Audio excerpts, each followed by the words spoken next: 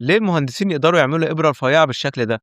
ناس كتير فاكرة إن الفتحة الصغيرة دي بتتعمل بشنيور صغير جدًا، بس الحقيقة مش كده خالص، كل ما الفتحة تصغر لازم الشنيور يكون أرفع وأضعف، وده بيخلّي التحكم فيه صعب جدًا، عشان كده الحل الحقيقي بيكون إن هم يبدأوا بأنبوبة معدن مجوفة، وبعد كده يسحبوها ويصغّروها تدريجيًا لحد ما تبقى رفيّعة جدًا، بس المفاجأة إنك تخلّيها رفيّعة جدًا دي مش أصعب حاجة، لأن الإبرة مش مجرد سلك رفيّع وخلاص، لازم تكون رفيّعة عشان تقلل الألم، وفي نفس الوقت مش طرية زيادة عشان ما تتنيش، وكمان تفضل مجوفة من جوه عشان السائل يعدي فيها. نيجي بقى للطرف، مش بيتسن كده وخلاص زي أي سن مدبب، لازم يتعمل بزاوية مخصوص عشان أول ما تدخل ما يبقاش كل السطح بيدخل مرة واحدة، لكن نقطة صغيرة جدًا هي اللي تبدأ الأول، ده بيقلل المقاومة والألم. فالعبقرية الحقيقة في الإبرة مش بس إنها رفيّعة، لكن إنها رغم صغرها لسه محافظة على كل خصائصها، مجوفة، قوية، حادة، وبتوصّل السائل بكفاءة. الهندسة الصح مش إنك تصغّر حاجة وبس، لكن إنك تصغّرها من غير ما تضيّع الوظيفة بتاعتها. وأخيرًا لو عجبك الفيديو اضغط لايك وشير، وتابعني وانتظر المزيد. شكرًا.